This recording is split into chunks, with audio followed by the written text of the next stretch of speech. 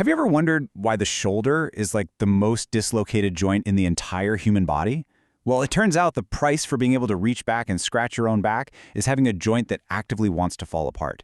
We tend to think of our bodies as these perfectly engineered machines, right?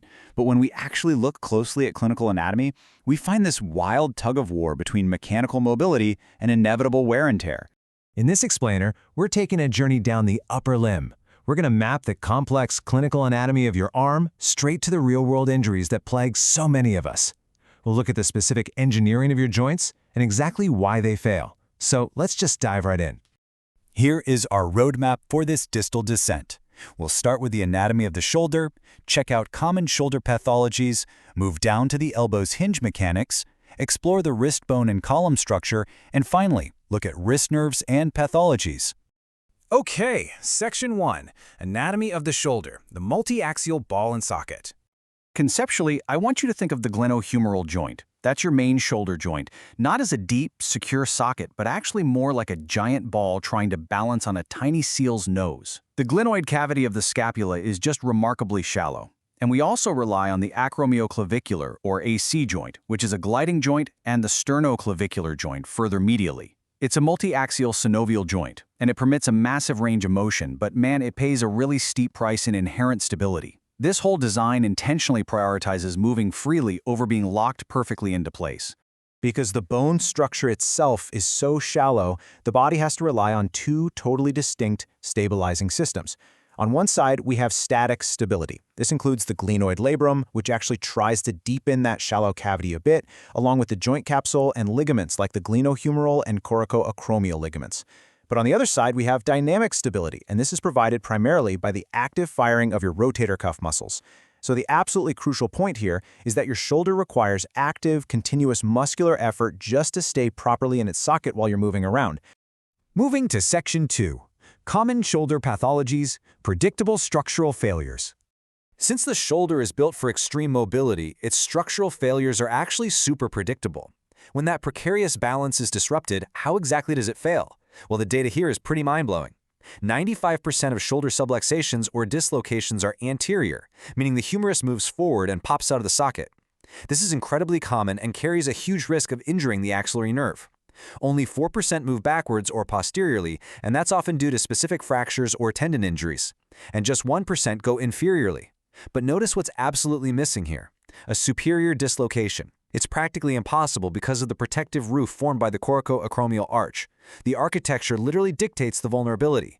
And even when it isn't completely dislocating, those dynamic and static stabilizers take an absolute beating from overuse and acute injuries. Rotator cuff tears, they lead to intense pain and severe weakness. Then there's impingement syndrome, which happens when the rotator cuff tendons get squished right under the acromion, causing immense pain during overhead movements. And labral tears, specifically slap tears, damage that vital static stabilizer. Think about the extreme external rotation of a baseball pitch.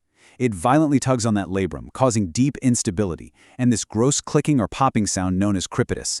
Section 3. The elbow's hinge mechanics. The reliable crane. Let's travel a bit further down the arm. If the shoulder is a precarious ball balancing on a seal, the elbow is more like a rigid, reliable crane. It operates on a completely different mechanical philosophy. Medically, the elbow is defined as a trochoginglymoid joint. Actually, let's demystify that massive textbook term for a second. It really just means the joint does two specific things beautifully. The ginglymoid part, that means it acts as a hinge for flexion and extension, so bending and straightening your arm at the ulnohumeral and radiocapitular articulations.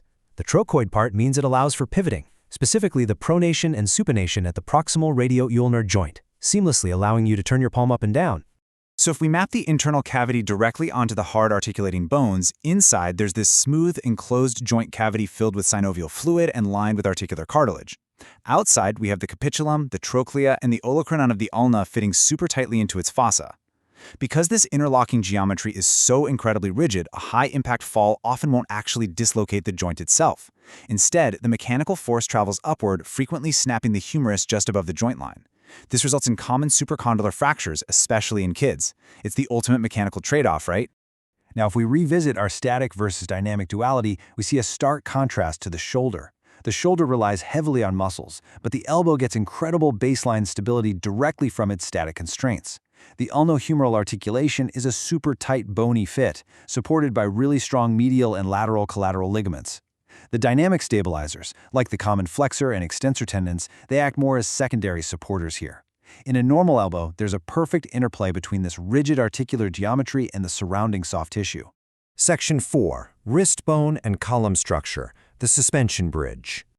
Traveling further distally, we reach the wrist. Now, if the elbow is a heavy-duty hinge, the wrist is like a complex, interconnected suspension bridge.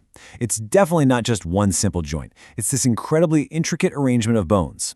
To understand how the wrist moves without just collapsing under pressure, biomechanics relies on the 3-column and row concepts. You have a lateral mobile column, a central column responsible for flexion and extension, and a medial column that handles rotation.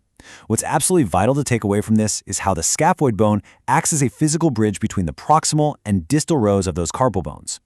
Tracing the bony anatomy, you can clearly see the radius and ulna meeting that proximal row, the scaphoid, lunate, and tricretrum. See how the scaphoid stretches across to articulate with the trapezium and trapezoid? Motion seamlessly occurs both within these rows and between them.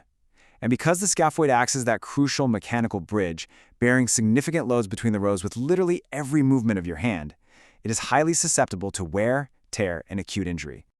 Finally, Section 5, Wrist Nerves and Pathologies. Tight spaces, high stakes.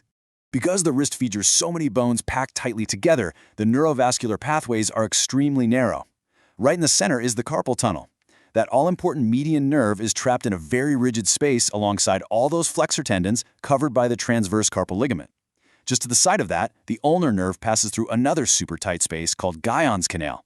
When you get inflammation from overuse, typing, or heavy gripping, there is literally nowhere for the swelling to go inside these tunnels. The result? Immediate and painful nerve compression. Understanding this packed anatomy perfectly explains why we see these specific and often debilitating pathologies. Median nerve compression gives you the classic numbness, tingling, and chronic pain of carpal tunnel syndrome. If you fracture that crucial scaphoid bridge and it fails to heal properly, which is a condition called non-union, you get chronic, deep pain and restricted dorsiflexion. That stiffness is exactly why someone might suddenly find themselves completely unable to comfortably do a simple push-up. And if the scapholunate ligament tears, the entire interconnected suspension bridge loses its intercarpal stability.